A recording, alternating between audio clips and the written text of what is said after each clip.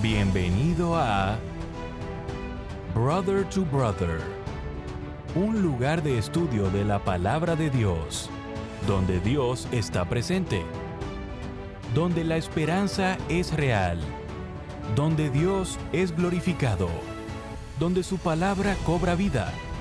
Escuela sabática, reflexiones, estudios bíblicos y más. Gracias por estar aquí.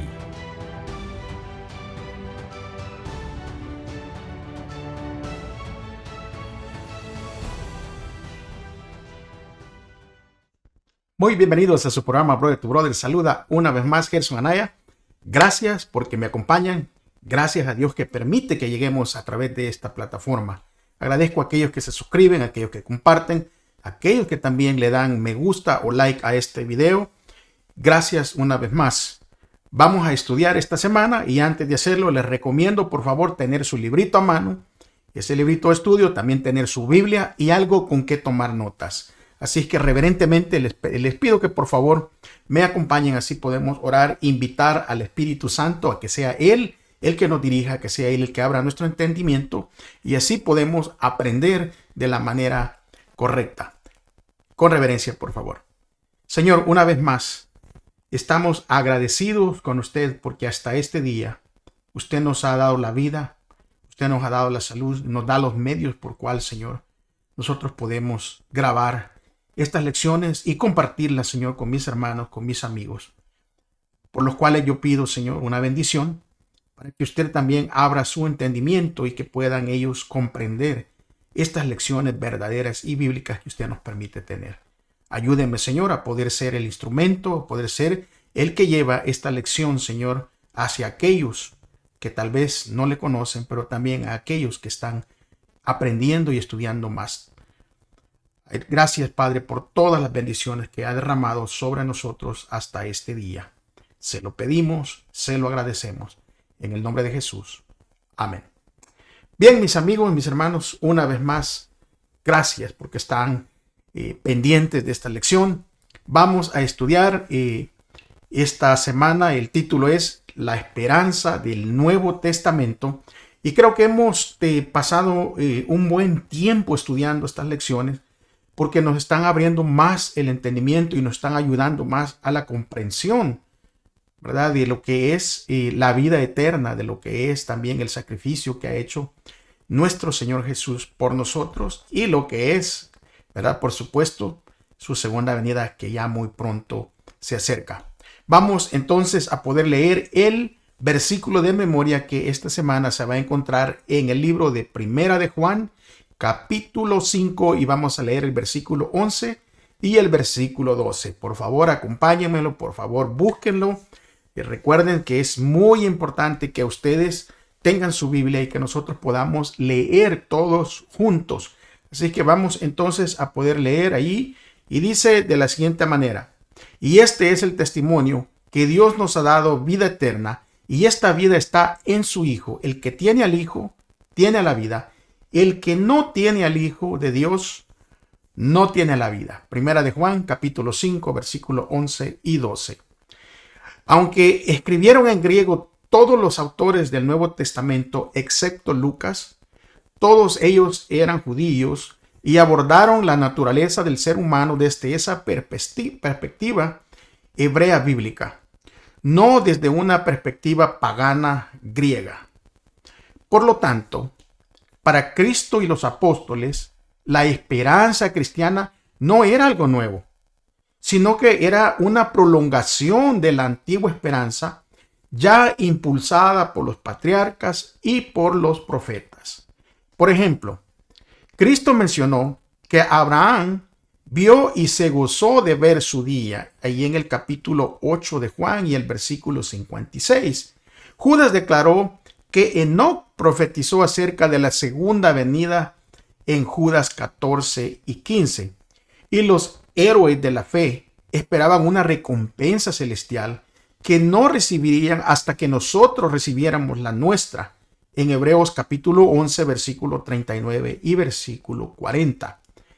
Esta declaración no tendría sentido si sus almas ya estuvieran con Dios en el cielo, al enfatizar que solo los que están en Cristo tienen vida eterna, lo que acabamos de leer en 1 de Juan 5, 11 y 12, Juan aquí refuta la teoría de la inmortalidad natural del alma. O sea, de que cuando alguien muere sigue consciente y se va inmediatamente al cielo. Efectivamente, no hay vida eterna sin una relación salvífica con Cristo. Déjeme repetir esto. No hay vida eterna sin una relación salvífica con Cristo. Por ende, la esperanza del Nuevo Testamento es una esperanza cristocéntrica y la única esperanza de que esta existencia mortal algún día llegue a ser inmortal. Vamos entonces a darle vuelta a la paginita y vamos a ir rápidamente, vamos a ir allí a la siguiente domingo, ¿verdad? Y en el día domingo vamos a ver eso de la esperanza más allá de la vida. Aquí la lección mencionaba a este antiguo historiador griego de nombre Heródoto. Escribió sobre una tribu que con cada nacimiento iniciaba un periodo de duelo, porque ellos anticipaban el sufrimiento que enfrentaría el bebé si este bebé llegaba a ser un adulto.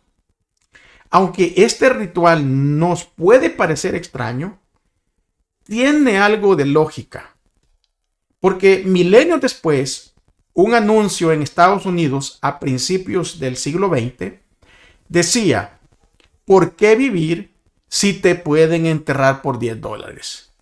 La vida puede ser bastante difícil. Eso creo que ya lo sabemos. Incluso si nosotros somos creyentes en Dios y en la esperanza de la eternidad.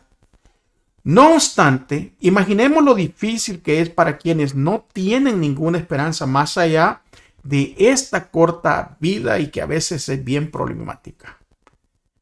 Más de un escritor secular ha comentado sobre la falta de sentido de la existencia humana, ya que no solo nosotros morimos, sino que además todos vivimos sabiendo de que un día vamos a morir.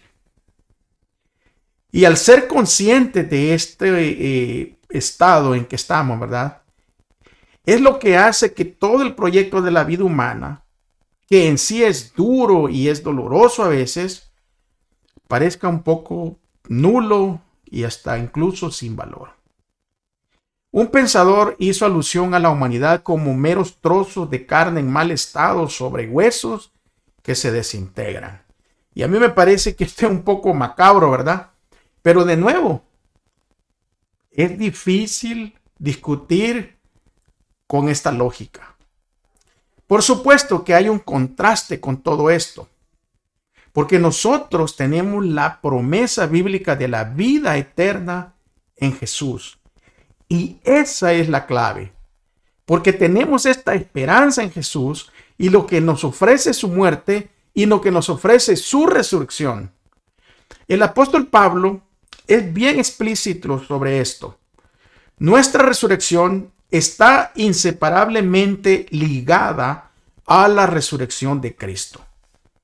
Porque si no resucitamos, entonces significa que Cristo no resucitó. Y si Cristo no resucitó, entonces, ¿de qué sirve nuestra fe? Nuestra fe viene a ser vana. Y seguimos muertos en nuestros pecados. En otras palabras, cuando morimos, seguimos muertos para siempre y por lo tanto, todo es absurdo. Pablo prácticamente dice eso en 1 Corintios 15:32. Mira lo que dice. Si los muertos no resucitan, entonces comamos y bebamos porque mañana moriremos. Y creo que esta es una de las actitudes que miramos en muchas personas, ¿verdad? Que no quieren reconocer o no aceptan a Cristo como su Salvador. Muchos dicen, bueno, de todas maneras nos vamos a morir, hay que vivir la vida. 1 Corintios 15:32 es justamente lo que está diciendo. Si los muertos no resucitan, entonces comamos y bebamos, porque mañana moriremos. Si nuestra existencia actual como un protoplasma compuesto básicamente de carbono es todo lo que hay, y de acuerdo con el Salmo 90:10, nuestros años, ¿verdad? Nuestros 70 años, con suerte más si no fumamos, nos alimentamos bien y nos cuidamos, podría llegar a esa edad, y si esto es todo lo que alguna vez apuntamos a llegar, entonces estamos bien mal. Porque si nosotros creemos que eso es todo, creo que tenemos que retomar algo, porque estaríamos bien mal. Saben que el cielo es de mayor valor para nosotros que cualquier otra cosa. Y si perdemos el cielo, eso quiere decir entonces que hemos perdido todo. Pensemos en lo preciosas que son nuestra esperanza y nuestra fe. ¿Y por qué debemos hacer todo lo posible por la gracia de Dios, perseverando hasta el fin? Vamos a darle vuelta a la paginita y vamos a ver el día martes, ¿verdad? Y en el día martes nosotros podremos mirar, vendré otra vez. Vendré otra vez. Perdón, es el día lunes. Vamos entonces a leerlo rápidamente. En el día lunes, ya le di vuelta a la paginita. ¿Ok?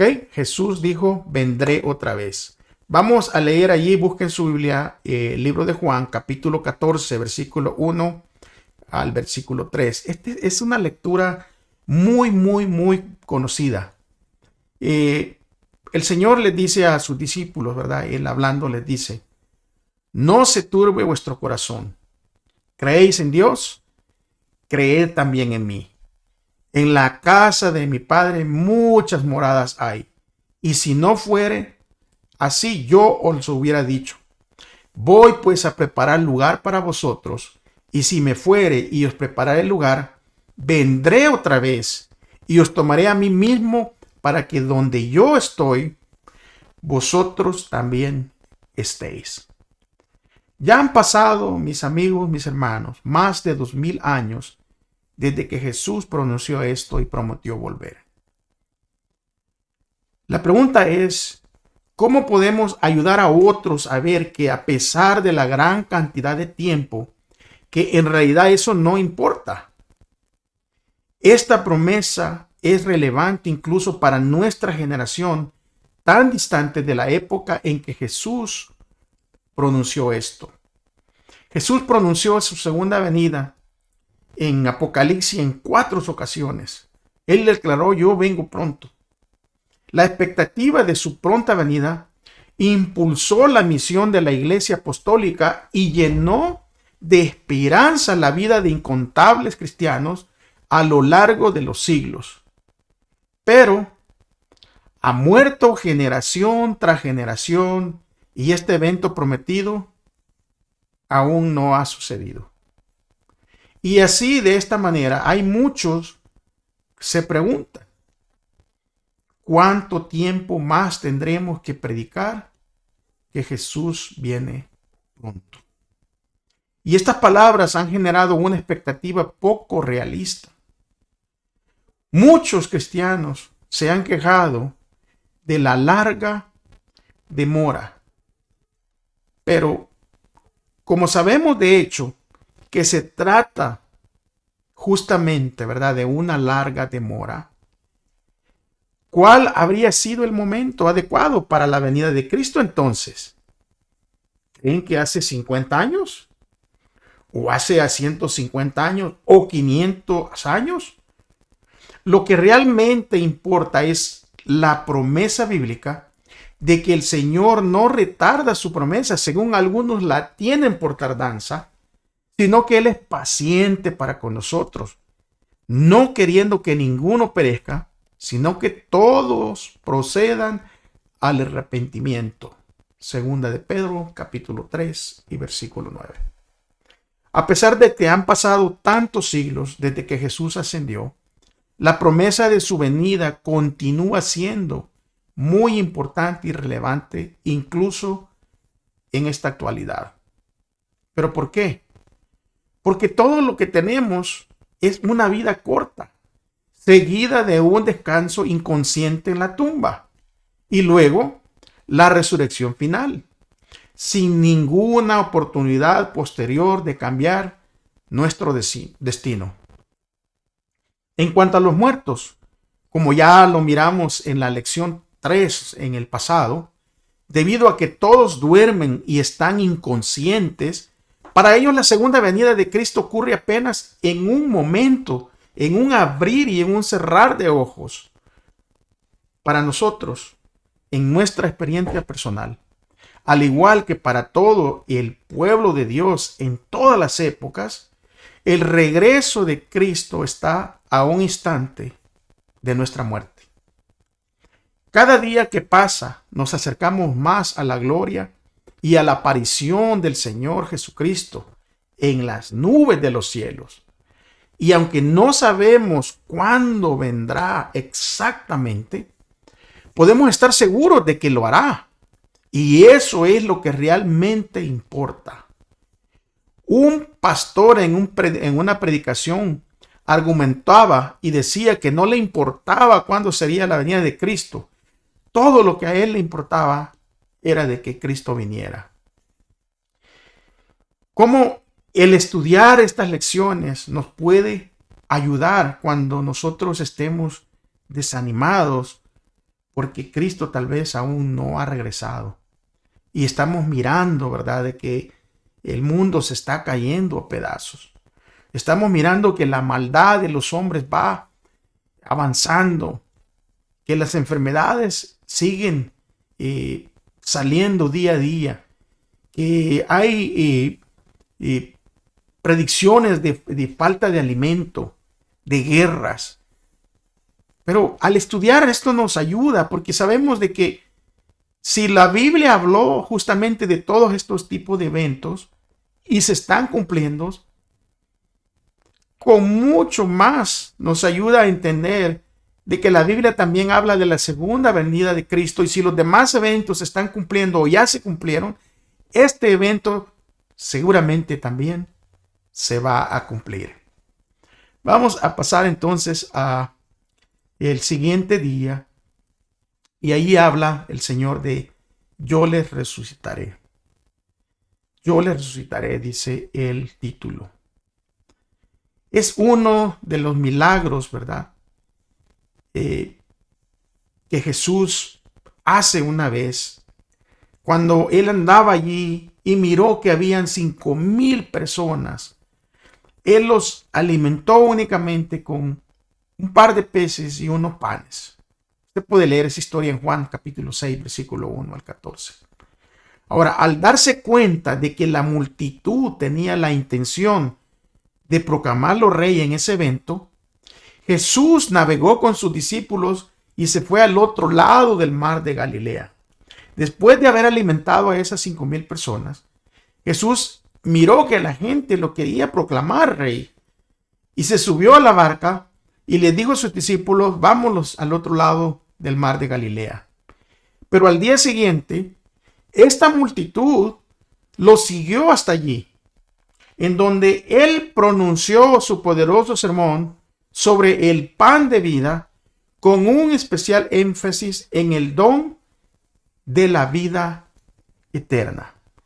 Vamos a leer el capítulo 6 de Juan, del versículo 26 hasta el 40. Búsquelo, por favor, porque esa es la manera como estudiamos, ¿verdad?, directamente de la Escritura. Juan capítulo 6, leeremos del versículo 26 al 40. Mire lo que dice. Jesús respondió y les dijo: de cierto os digo que me buscáis, no porque habéis visto las señales, sino porque comisteis el pan y os saciasteis. Trabajad, no por la comida que perece, sino por la comida que a vida eterna permanece, la cual el Hijo del Hombre os dará, porque a éste señaló Dios el Padre. Entonces le dijeron: ¿qué debemos hacer para poner en práctica las obras de Dios? Respondió Jesús y les dijo, esta es la obra de Dios, que creáis en el que Él ha enviado. Le dijeron, entonces, ¿qué señal pues haces tú? Para que veamos y te creamos. ¿Qué obra haces? Nuestros padres comieron el maná en el desierto, como está escrito. Pan del cielo les dio a comer. Y Jesús les dijo, de cierto os digo, ¿no os dio Moisés el pan del cielo? Mas mi Padre os da el verdadero pan del cielo. Porque el pan de Dios es aquel que descendió del cielo y da vida al mundo. Le dijeron, Señor, danos siempre este pan. Jesús les dijo, yo soy el pan de vida. El que a mí viene nunca tendrá hambre, y el que en mí cree no tendrá sed jamás. Mas os he dicho que aunque me hubieses visto, no creéis. Todo lo que el Padre me da, vendrá a mí, y al que a mí viene, yo no le echo fuera. Porque he descendido del cielo no para hacer mi voluntad, sino la voluntad del que me envió. Y esta es la voluntad del Padre, el que me envió, que todo lo que me diere, no pierda yo nada, sino que lo resucite en el día postrero. Y esta es la voluntad del que me ha enviado, que todo aquel que ve al Hijo y cree en él, tenga vida eterna, y yo le resucitaré en el día postrero. ¿Cómo relaciona Jesús el don de la vida eterna con la resurrección final de los justos? En su sermón que nosotros acabamos de leer, Jesús destacó 3 conceptos básicos en cuanto a la vida eterna. En primer lugar, se identificó como el pan que descendió del cielo y da vida al mundo, al declarar yo soy, en griego ego eimi, el pan de vida. Allí en Juan 6:35 al 48, Jesús se presentó como el gran yo soy del Antiguo Testamento, de Éxodo capítulo 3 y versículo 14. En segundo lugar, Jesús explicó que podemos obtener vida eterna en Él. El que a mí viene y el que en mí cree, tendrá esta bendición. Y finalmente, Jesús vinculó el don de la inmortalidad con la resurrección final, al asegurar 3 veces a su audiencia, y yo le resucitaré en el día postrero. Jesús también hizo esta asombrosa promesa. De cierto os digo, el que cree en mí tiene vida eterna, ahí en Juan 6:47. Por lo tanto, el don de la vida eterna ya es una realidad presente.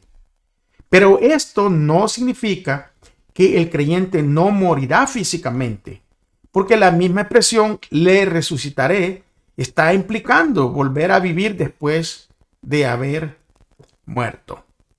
La imagen, amigos y hermanos, esta imagen es bien clara. Sin Cristo no tenemos vida eterna.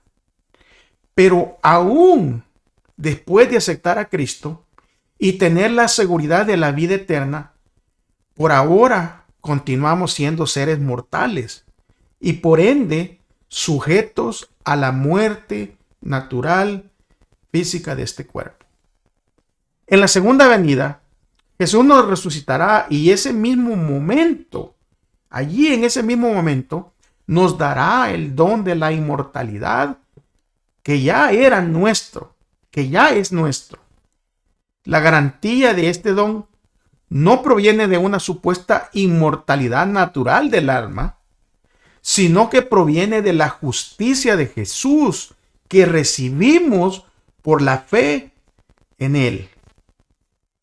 Meditemos sobre las palabras de Jesús de que si crees en Él, tenemos la vida eterna.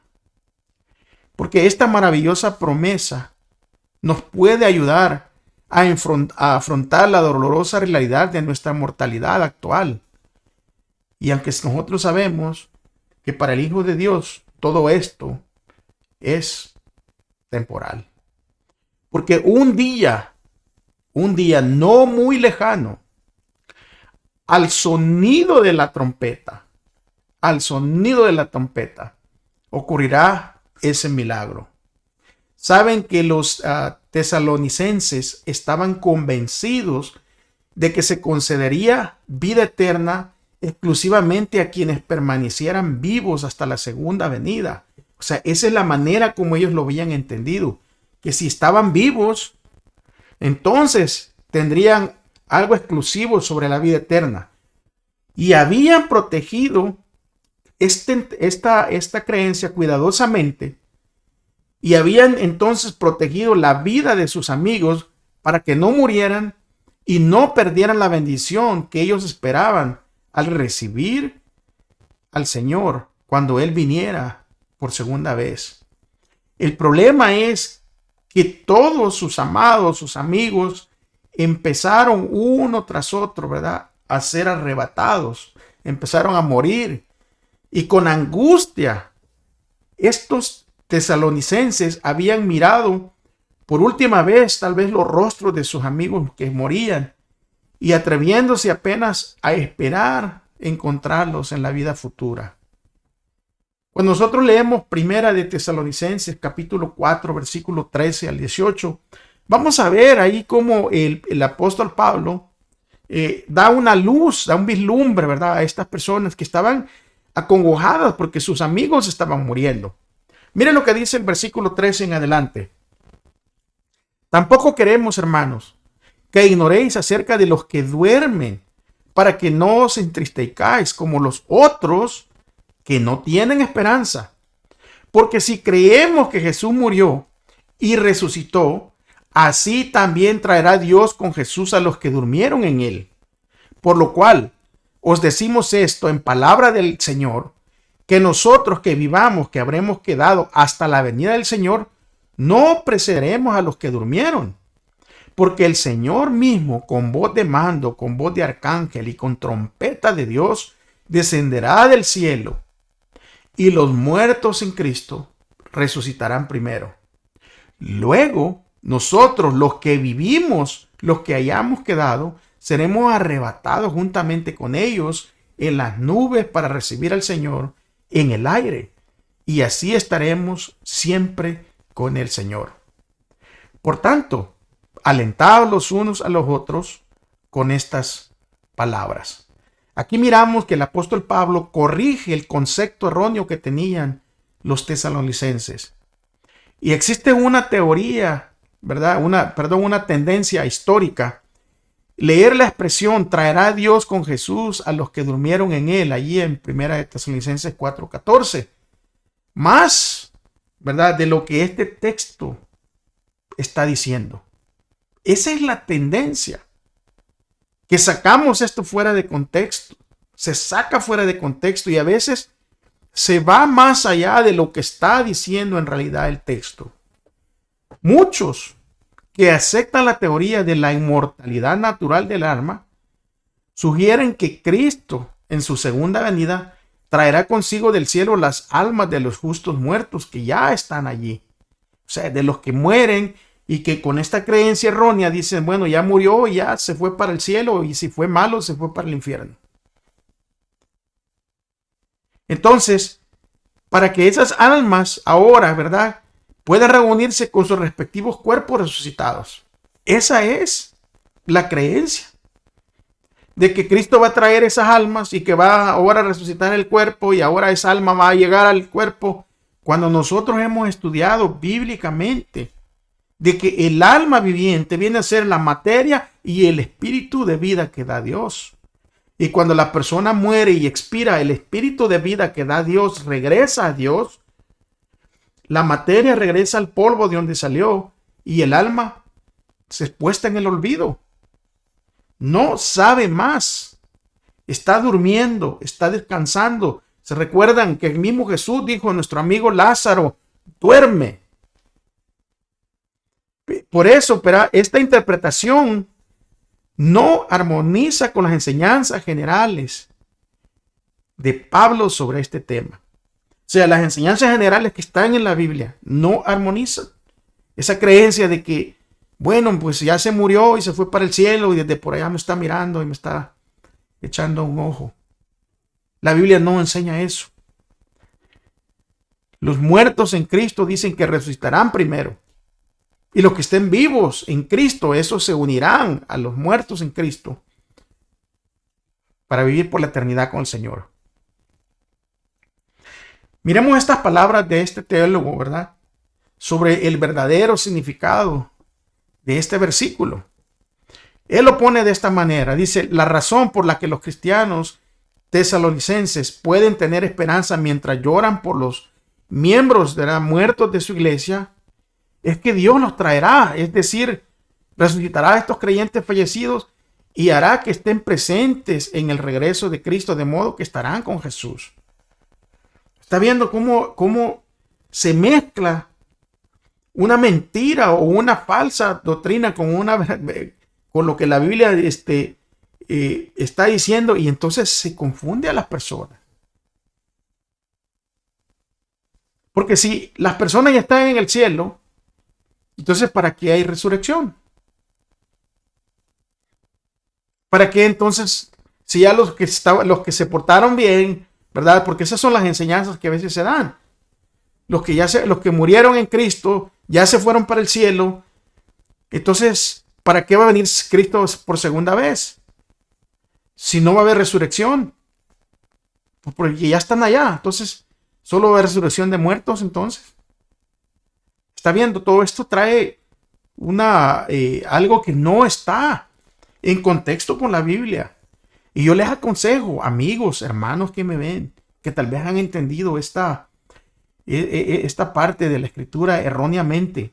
Mire, sin ningún perjuicio, arrodíllese, pida dirección de Dios. Y usted pregúntele al Señor.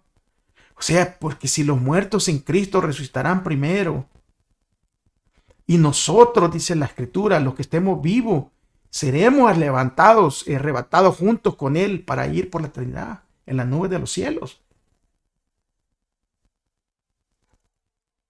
O sea, la implicación en que estos creyentes fallecidos no tendrán ningún tipo de desventaja en la venida de Cristo, sino que estarán con Jesús, de tal manera que compartirán por igual con los creyentes vivos la gloria vinculada con su regreso. O sea, cuando nosotros miramos eso hay que tener mucho cuidado en lo que entendemos y lo que leemos.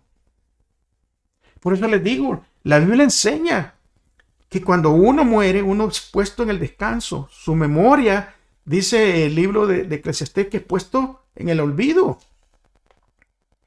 Y que el muerto no sabe más de lo que está ocurriendo bajo el sol. Pero cuando Cristo regrese con voz de mando, con trompeta de Dios, o sea, va a levantar a los muertos en Cristo. Y por eso que es importante estudiar directamente de la Escritura. Usted no me cree a mí. Yo le puedo explicar y le estoy diciendo y le estoy leyendo directamente de la Escritura. Y usted créale a Dios, porque por eso ha dejado su palabra, para que nosotros escudriñemos y encontremos las verdades.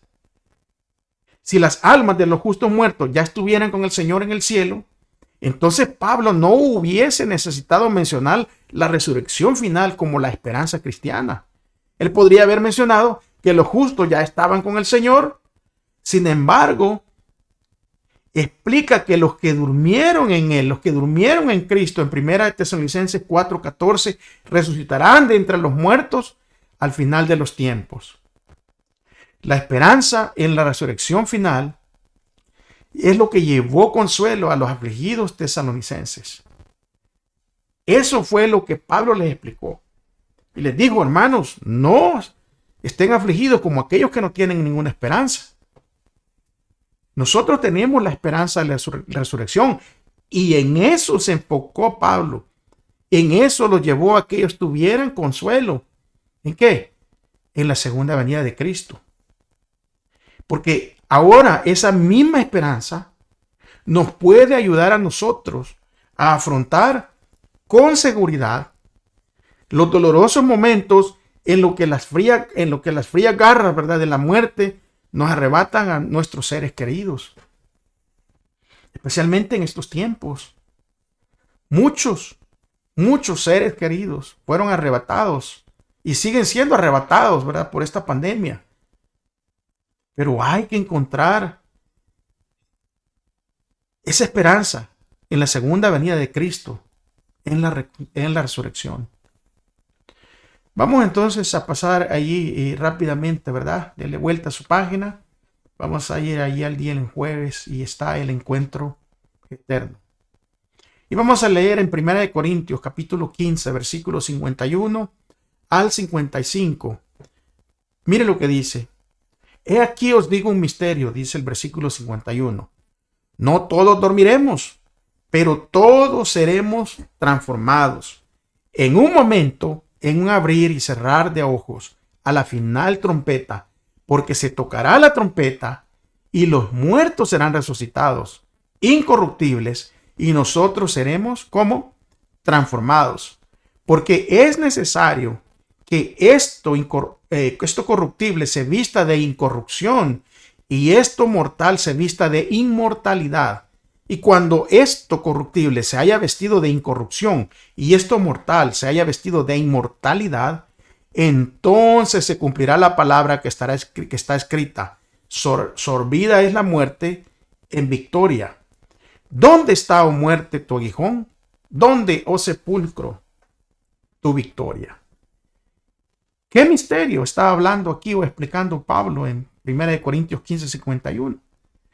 Saben que algunos predicadores populares sugieren que este misterio del que Pablo está hablando es el rapto secreto de la iglesia, que ocurrirá 7 años antes de la gloriosa segunda venida de Cristo. O sea que Cristo no sería la segunda venida, porque ya sería una tercera, porque ya vino y raptó a la iglesia y se fue. En este rapto secreto, los cristianos fieles son llevados al cielo en una forma repentina, silenciosa y secreta. Mientras que todos los demás permanecen aquí preguntándose, o sea, ¿qué pasó? ¿Qué es lo que sucedió? ¿Dónde está fulano? ¿Dónde está sutano? De repente desapareció. E incluso hay gente que podría ir manejando y de repente descubrir que se quedó sin conductor el carro.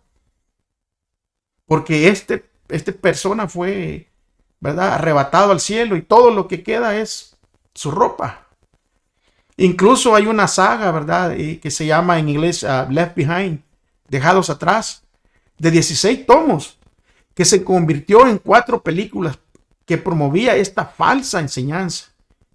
Y esta falsa enseñanza fue expuesta a millones de personas. Pero, ¿saben que la realidad es que ningún pasaje bíblico respalda una distinción tan artificial entre el rapto y la segunda venida? Porque el misterio al que se refiere Pablo, si nosotros leemos, si usted lee en la Biblia el contexto, el misterio al que Pablo está hablando es la transformación de los justos vivos, que se unen a los justos resucitados con la segunda venida de Cristo. Este es el rapto. O sea, no hay rapto secreto, porque la segunda venida será visible para todos los seres humanos vivientes. De acuerdo con el libro de Apocalipsis, capítulo 1 y versículo 7, que dice que he aquí que viene con las nubes y todo ojo le verá, y los que le traspasaron y todos los linajes de la tierra harán lamentación por él. Sí, amén, dice la Escritura. Y tanto la resurrección de los muertos como la transformación de los vivos ocurrirán al sonido de la trompeta en la venida de Cristo. De acuerdo con lo que acabamos de leer en 1 Corintios capítulo 15, versículos 51 y 52. La segunda venida de Cristo dará lugar al encuentro más asombroso que jamás haya existido. Porque los justos vivos son transformados en un momento, o sea, en un abrir y cerrar de ojos. A la voz de Dios son glorificados. Ahora se vuelven inmortales y con los santos resucitados son arrebatados para encontrarse con su Señor allá en el aire.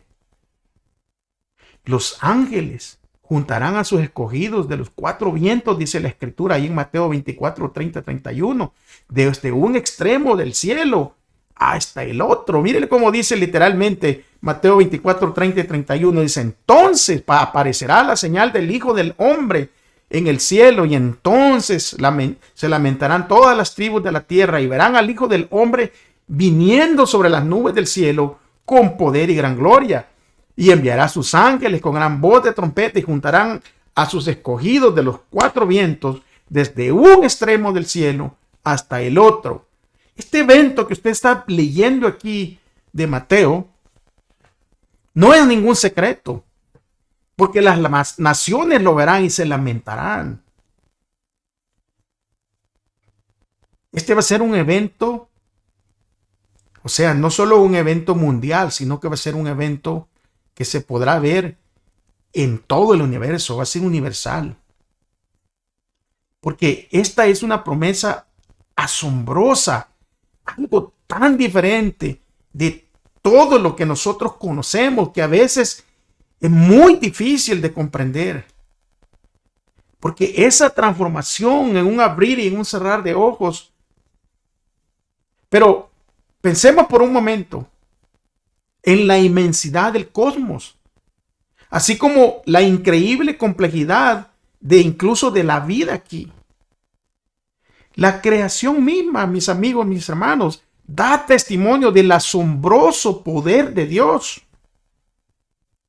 Y esto nos enseña todo sobre el poder de Dios para transformar a los vivos y resucitar a los muertos en la segunda venida de Jesús. Es que Dios es poderoso. Y a veces a Dios nosotros le ponemos límites. Lo limitamos. ¿Sabe que los romanos eran conscientes de la creencia de los cristianos de que algún día resucitarían físicamente de la tumba?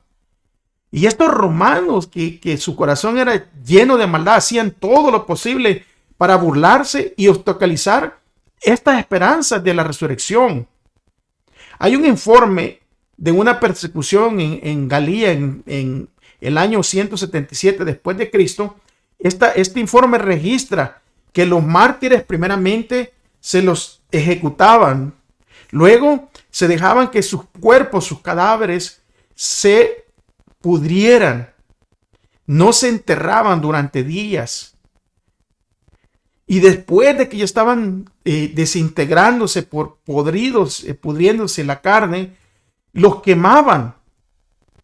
Y después de que los quemaban, los romanos tomaban las cenizas y las lanzaban al río Ródano. Y entonces exclamaban con estas palabras, burlándose: ahora veamos si resucitan.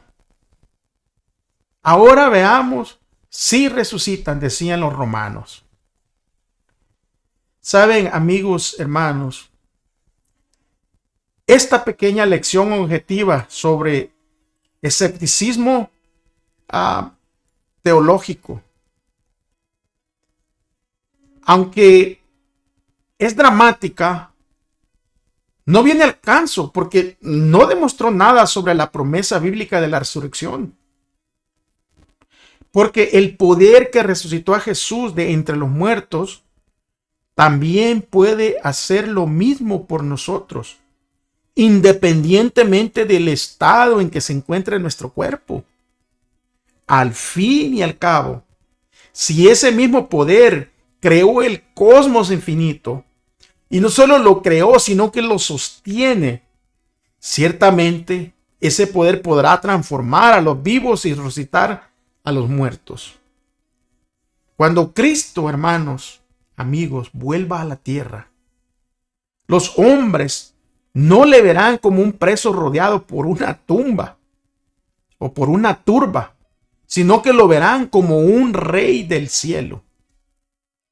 Cristo volverá en su gloria, en la gloria de su Padre, en la gloria de los santos ángeles. Y millones y millones y miles de ángeles y triunfantes hijos de Dios que poseen una belleza y gloria superiores a todo lo que conocemos, escoltarán a Cristo en su regreso. Entonces se sentará sobre el trono de su gloria y delante de él se congregarán todas las naciones. Entonces todo ojo le verá, e incluso los que le traspasaron. En lugar de una corona de espinas, llevará una corona de gloria. En lugar de aquel viejo manto de grana, llevará un vestido del blanco más puro, tanto que ningún lavador en la tierra puede hacer tan blanco. Y en sus vestiduras, hermanos y amigos, y en su muslo estará escrito un nombre: Rey de Reyes y Señor de Señores. Cristo va a venir en las nubes y va a venir con grande gloria. Le acompañará, como ya les dije, una multitud de ángeles resplandecientes. Vendrá para resucitar a los muertos y para transformar a los santos vivos de gloria en gloria. Vendrá para honrar a los que le amaron y lo demostraron con su obediencia, para llevarlos consigo. Él no los ha olvidado, ni tampoco ha olvidado su promesa de su segunda venida. Él volverá y volverán a reunirse los eslabones de las familias que se separaron. Cuando miramos a nuestros muertos, cuando los miremos, nosotros podemos pensar en la mañana en que la trompeta de Dios resonará, cuando los muertos serán levantados sin corrupción, y los que estemos vivos a su regreso seremos transformados. Aún un poco más, y veremos al Rey en su hermosura. Un poco más, y enjugará toda lágrima de nuestros ojos. Un poco más, y nos presentará delante de su gloria, irreprensibles, con grande alegría. Por lo tanto, mis amigos, mis hermanos, al ver las señales de su venida, levantemos nuestras cabezas, porque nuestra redención está cerca. Alabado sea el nombre de Dios. Agradezco porque ustedes, mis amigos, han llegado hasta el final de este estudio. Yo les insto a que continúen estudiando. Yo les insto a que ustedes continúen, hermanos, perseverando hasta el fin. Que Cristo pronto regresa. Las señales están por doquier. Las señales se miran por todos lados, mis amigos, mis hermanos. Usted mire para allá, vea para acá, lea Mateo 24 y usted se dará cuenta de que Cristo está más pronto de lo que usted y yo pensamos. Muchas gracias por haberme acompañado. Un abrazo, cuídense y recuerden que la próxima semana estaremos aquí, si Dios lo permite, si Él no ha regresado. Y por favor, si usted dice que ama a Dios, ame a su prójimo como se ama a usted mismo. Una bendición para todos, un abrazo. Nos vemos hasta la próxima.